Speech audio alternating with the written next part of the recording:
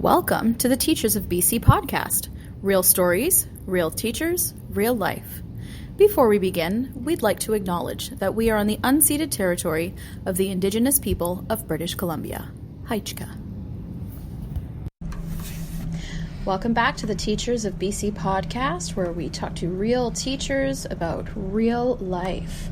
Today we are with Sabrina Jordan, who is a resource teacher in the Langley School District. Hello. Hello. Thank you so much for sharing your time with us and your experiences. We're really, really excited to have you on the podcast. Oh, I'm excited to be here. I know, it seems so silly because you only just interviewed me not too long ago, so it's like a exchange that we've been waiting for a very long time. Right. Well, it's nice because I heard your answers, so now I can make mine better. And I feel like I'm prepared for this because I think that I might know most of your answers, so there's not going to be too many curveballs thrown my way. Oh, so it's like a friendship test I at know. this point. Well, we are very good friends, so that's a good thing. Yeah. So let's start off with our intro question, which is, how long have you been teaching, and can you maybe share with us a little bit about your journey getting to where you are now? I started December 2014, so that's like about 5 years, I think. I'm really bad at math.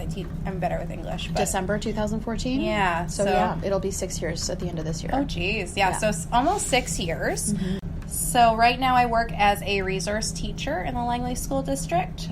But kind of my path, to getting here was not exactly straight and narrow. I originally went into my practicum as a high school English teacher. And that was just from my love of being, reading and discussing books and doing all those, just kind of anything to do with English and kind of dissecting and pulling apart the language. I loved it. And then I ended up, substituting around, and I came to an elementary school and did my first time subbing there and kind of realized that I really love the littles. I love working with students who are excited to be here, that they still love learning, that they are kind of eager for the knowledge you have to impart, at least most of the time. And then I ended up doing my post-baccalaureate in special ed and going into the resource position. So that was kind of a 2 to 3 year kind of transfer of where I kind of started in one place and ended in another. But I was really thankful to have the chance to substitute in different classrooms to see what I wanted to do and what I was passionate about. Super valuable experience. Yeah, it's very interesting, and it's so, as I said, valuable when you go into a classroom. You can kind of pick the things that you really like that teachers are doing and how the classrooms feel and the settings and the lighting and all the different things that they do. Or even just the communities that the schools are in themselves. Exactly. They're very distinct, right? Yeah, because you'll have areas that are higher income students, some that are lower, some that are a mix. And substituting around the district definitely helps you kind of open your eyes to maybe the kids that you might feel more of a connection to, which I think is a big thing if you want to be an effective teacher. Absolutely. And I'm grateful that I got to work with you in that resource position when I did it. Just for the 1 day a week. That's right. I learned so much, even just that 1 day a week. Well, it's a different lens to look at a classroom with, for sure. Definitely. All right. So this leads us into, what grade levels and subjects do you currently teach? I know you've done quite a lot. Yeah. What are you enjoying? What are you doing right now? Okay, so right now I typically work with students from kindergarten to grade 7. Right now I'm kind of working with kids from grade 2 and 3 mostly.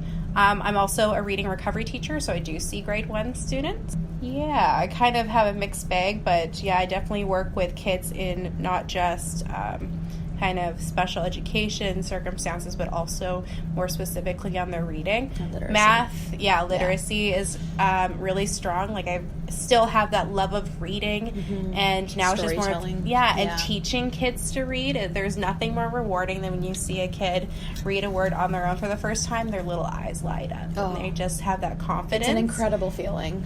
Exactly. So I really focus on that. Math is not my strong suit. It never was growing up. We have this in common. Right? It was many nights of crying at the kitchen table while Dad's trying to explain rounding up, and then Mom's taking her turn to explain what rounding up means.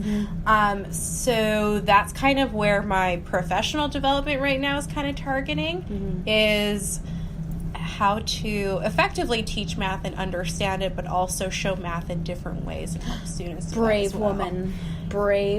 Taking the bull by the horns. Yeah, the mathematical scary. Bull by the horns. Yeah, it's very scary. Yeah, it totally is. So what made you kind of go down this path of teaching? Was it always something that was inside of you? Did you always know that you wanted to go into education, or was it, a light bulb moment?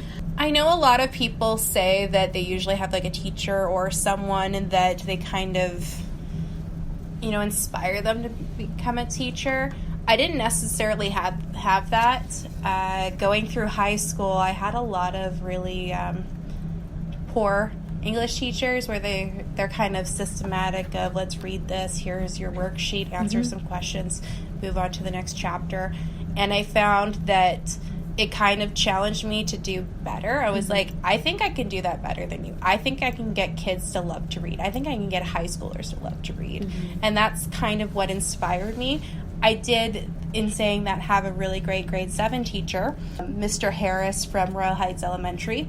And he is one of those guys that he taught so many generations of kids and had so many people that he affected their lives that I also, now as an educator, I kind of want to head towards as well. So he actually passed away, I think, last year, and it was just kind of devastating. There were so many people that wanted to be at his funeral and stuff, but they ended up making it, I guess, a private occasion. That's because I think why. they were fearing how many people would show up, because he was just so loved and so dedicated to his students, and you could just feel that. So if I could even impart a bit of that onto students so they could leave this elementary school and be like, oh, I wish, Mrs. Jordan was here to see me now, I think that would be the best thing ever accomplished. Are you feeling like you're going down that road? Do you feel like you're inspiring kids to love literacy and to love learning and to continue, being what I call sparkly for learning?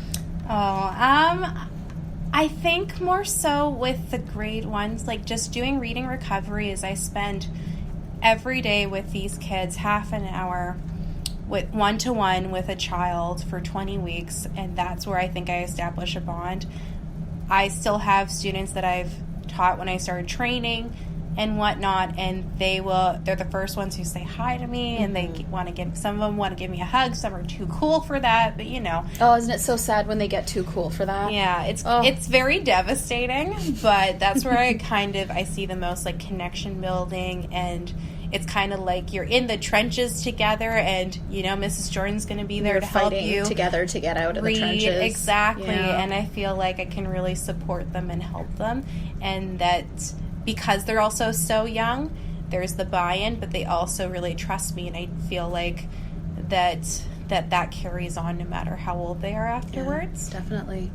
Now I know you have a really busy life, and a really busy life sort of looking at the next couple of years. How do you find the time for your family? You're very close to your family, and you're a newlywed. You and your husband George got married last summer. And how do you find that that balance between work and home life?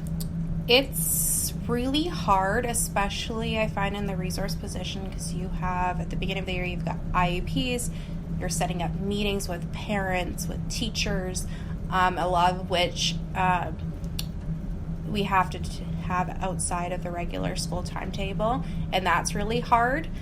The thing that helps is that I do know that it's only for that period of 2 to 3 months. If I can get through that, it's usually okay, and then I can spread out meetings and whatnot. It is hard to balance, and I'm finding I'm just getting to the point now where if I'm not done at a certain time, then I just leave it and I pick it up tomorrow, and I kind of pick and prioritize the things that need to be done for the next day, and I do that, and that's kind of how I go about it, because I used to be here till 5 5, 6, 7 o'clock at night trying to get things done, and I just wasn't being effective, and I was, not maintaining my relationships with my husband.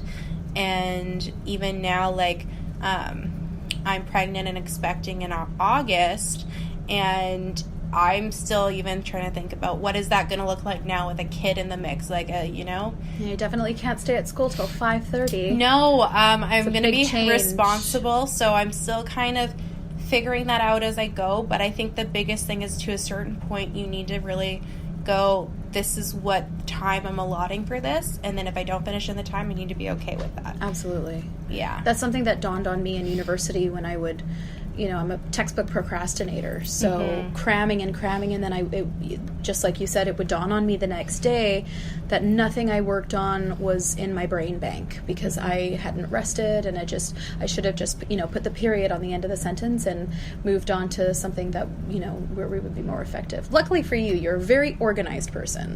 I do pride myself on that. You're a list maker, a color coordinator, a journaler, and I'm really, I admire that about you, and I think it's really cool how you manage to, you've got color coordination for all of your kids, and it's very interesting. Do you have any systems that you'd like to share with our listeners? The two biggest things that I've even found, like, teachers doing in the classroom, and I'm not sure if I came up with it or I picked it up from somebody else, but it's You're never great. really sure in this profession. Exactly. And, why reinvent the wheel? Why not just use something that works? Is to get yourself a binder.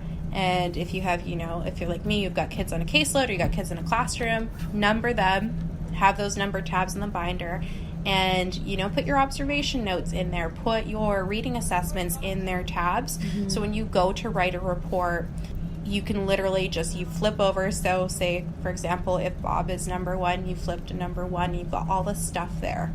Especially anecdotal notes, which are super important. Yeah, IEP meeting notes and exactly. Strategies so you have everything on that student there. I mean, you do end up with quite a big binder depending on how many kids you have in your caseload. But I found that was super effective because then all my notes are in one place, and I just really am. I have a notebook that I carry with me, and I write down notes as I go, and I'm working with kids. And that's the second thing I suggest is I give myself a to-do list for each day. And I know I'm not going to get to all of it, but again, I prioritize the things I have to do. And whenever I don't get, I write a to-do list for the next day, and I carry that stuff over. And eventually I'm going to see the same thing enough times that I'm like, I really got to deal with this. And I found that that's super helpful. And also thinking of the thing that you don't want to do the most, try to do that first, because putting it off is just going to make it harder. Like if it's a phone call to a parent, or if it's doing filing, whatever you don't like, just get it done and out of the way, because it's not going to go away. You're still going to have to do it, and it's just more stressful. But that would be the two big things, is just having a to-do list so it keeps you like on track with what you have to do. And then if there's something new, because I can be quite forgetful right now, is I add it to the list so I don't forget. And then having a binder with all your kiddos like lined up ready to go just makes everything so much easier when you come down to like writing those report cards, which we all hate, but we all have to do. Absolutely. And you have everything all in one place. Yeah. That's awesome. Thank you for sharing that with us. Yeah. Do you have a positive story that you would like to share? Maybe something involving work you've done with a particular student. Maybe it was sort of a hopeless case, and then you managed to rise above, or something along the lines of, something like that, something inspirational, something that has really resonated with you or stuck with you. Do you have something like that you'd like to share?